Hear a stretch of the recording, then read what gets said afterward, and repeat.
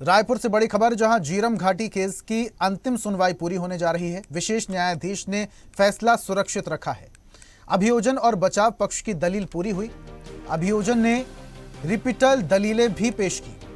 25 मई 2013 को झीरम घाटी में हुआ था नक्सल हमला। एनआईए की विशेष अदालत में सुनवाई चल रही थी। दिल्ली से एनआईए के अफसर जगदलपुर पहुंचे। अब कोर्ट के फैसले पर सबकी निगाहें टिकी हैं।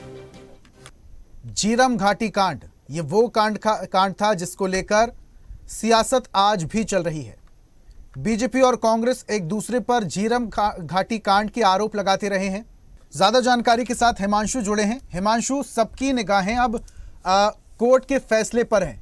हालांकि कोर्ट का फैसला देना भी बाकी है, लेकिन इस कोर्ट के फैसले पर सबकी निगाहें टिकी हैं। सुनवाई में क्या कुछ कहा, अभियोजन और बचाव पक्ष की तरफ से क्या दलीलें दी गई? देखिए ऋषभ, झीरम घाटी ये ऐसी घटना थी जो छत्तीसगढ़ के कांग्रेस के तमाम जो शीर्ष नेता थे वो इस घटना पे जो है उनकी नृशंस हत्या की गई थी नक्सलियों के द्वारा।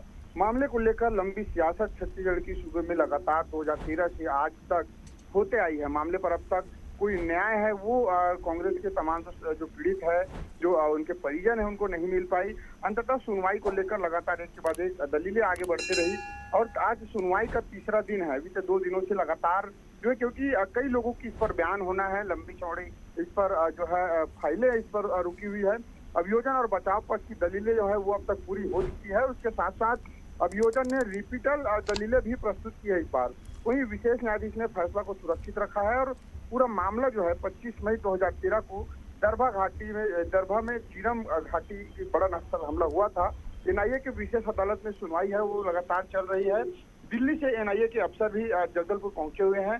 पूरे मामले पर जो है सुनवाई बाकी है। सुनवाई के बाद इंतजार यही है। कांग्रेस के प्रदेश अध्यक्ष दीपक बैज से हमने कल बातचीत की तो उनका कहना था कि पीड़ित परिवार है, कांग्रेस के हमारे जो कई परिजन है वो न्याय की आस में बैठे हुए हैं और अंततः इसका पर्दाफाश होना चाहिए और खुलासा होना चाहिए कि क्या कुछ और उसके पीछे किनका हाथ था, कौन इसकी षड्यंत्रकारी रहे हैं। तो कुल मिलाकर अब सियासत तो बखूबी होते रही है। अब इस बार भी क्या सुनवाई पूरी होगी या इस बार भी अटकलें के साथ साथ जो तमाम जो चीजें हैं वो सिर्फ राजनीतिक गलियारों पे चर्चा का विषय बन के रह जाएगा। जी बिल्कुल, बहुत शुक्रिया हिमांशु, तमाम जानकारी हम तक साझा करने के लिए। तो ये बड़ी खबर आपको बता रहे हैं।